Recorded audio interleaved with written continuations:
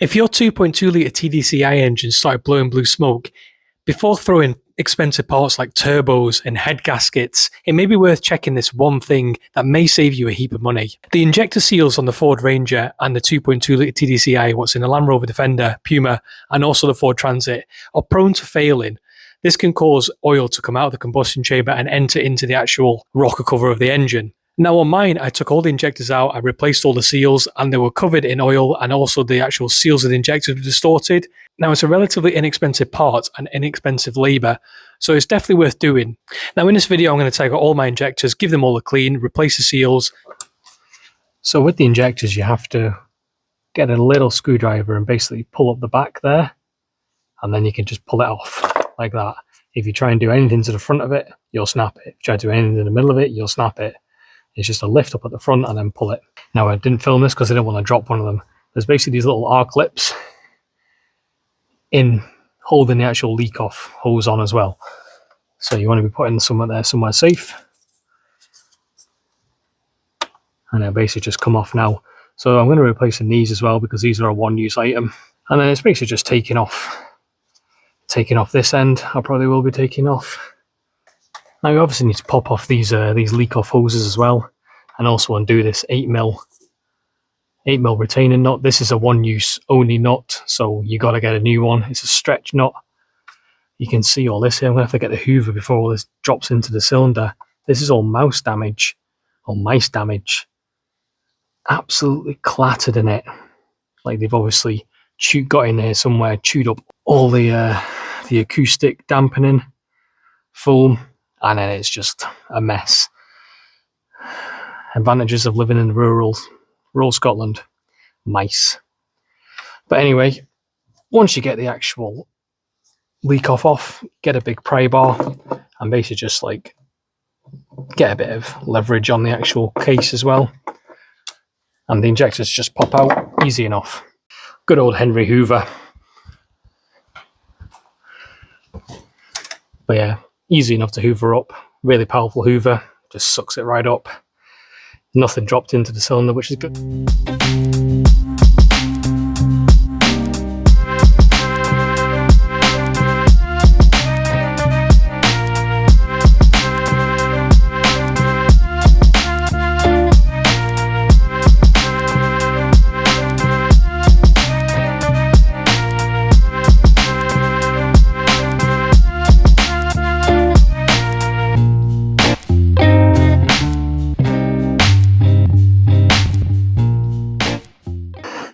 Again, burning oil, really not ideal.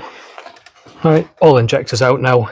Just need to undo all these. I think it's a 10mm. It looks like a 10mm. It might be an 8. Let's have a look. If it looks like a 10, feels like a 10, it is a 10. Rocker cover now off. Do you know what? It doesn't actually look too bad in here. There's a bit of mouse damage again here.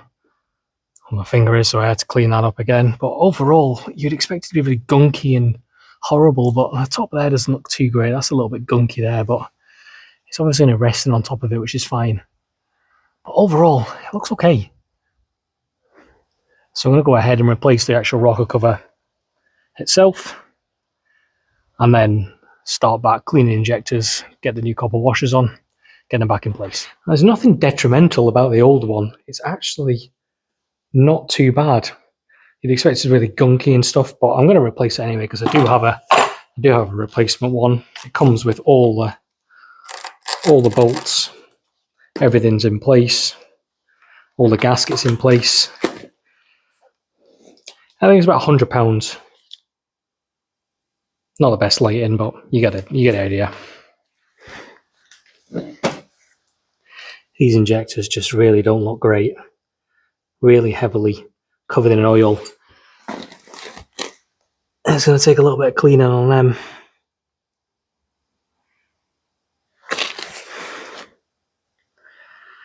Number 4, number 3, but they're all roughly the same.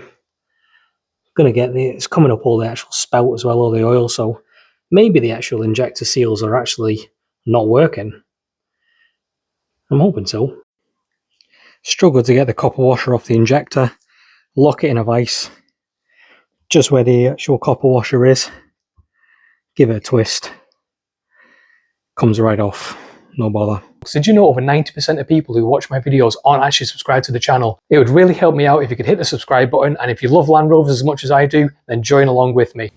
Now it's probably worth getting the injectors reconditioned, but I'm not going to bother doing that because the injectors weren't actually at fault here. Now you could pay someone to obviously do them, but basically I'm just going to replace the copper washer here. Looking at the old copper washer, try and get a good picture here. Cylinder 2 is a little bit distorted, almost fell off. It's a little bit distorted, so it could have actually been cylinder 2 all along. Now a good tip with the copper washer is, obviously when you're dropping it inside the cylinder, it's got a chance of falling off. Get a little bit of grease and just put it on the underside of the copper washer, and then it should stick down nicely. Just a little bit though, don't go overboard. I've basically put like a tiny smidgen on there. Same with 4 as well, or injector 1, sorry.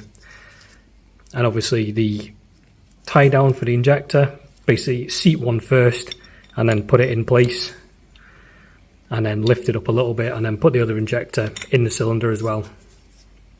But if you forget this, you have to take the injector back out again, which then makes more of a risk of the copper washer falling back into the actual injector seat again.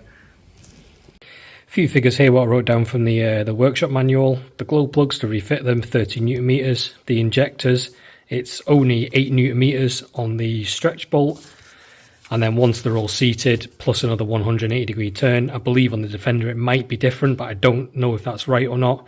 I'm going to go for this one. I've also seen it on Defender forums, that is a 180. I've also seen 360, but I'm going to go with the Ford recommendation of 8 newton meters plus 180-degree turn. Rebuilding inlet manifold, 50 newton meters. So we need to get cracking on with this, get the injectors tied down, get the glow plugs back in, get the inlet manifold back together, get the EGR control valve back on, and yeah, get it back together. So 3 and 4 are basically just put in loosely. I've put the actual tie down as well, the holding down the injector. All this is now torqued, so 10 newton meters for all this. In the end I went for 8 newton meters plus 360-degree turn. I just felt this was a more substantial tie down than a 180 degrees.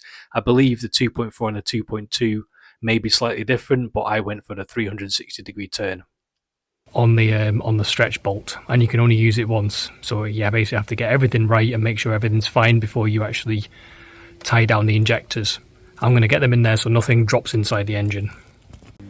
1 bracket per injector, so you know a bracket shares the injectors. Not the best design, you know, you'd be wanting a sort of a tie down of an individual injector, but you know it felt like it was tight enough, so I'm happy with that now. So I'm now going to redo the compression test and see what happens.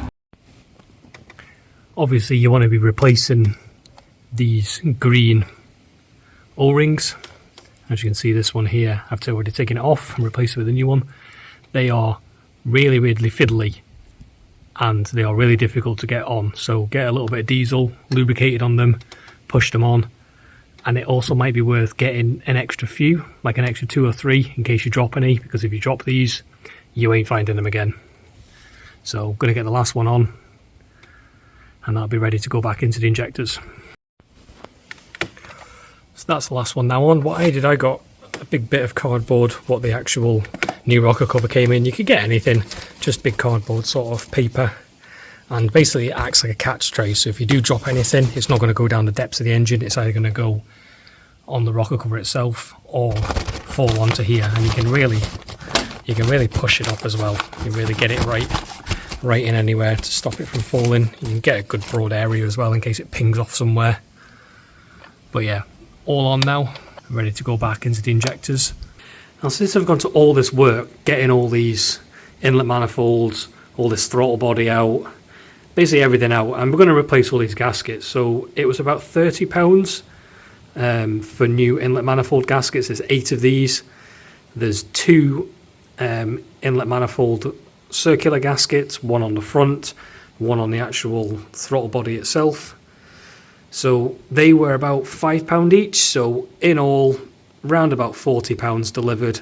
So in all not too bad, but it's just worth doing because they just look really old and really knackered, and this one especially looks really heavily soiled in oil. You could probably get away with not doing it, but it just doesn't make sense to go all this way and have a compromised inlet manifold, letting in air somewhere where it shouldn't be, letting out exhaust gas somewhere around here where it shouldn't be. So I'm going to go for it and replace these.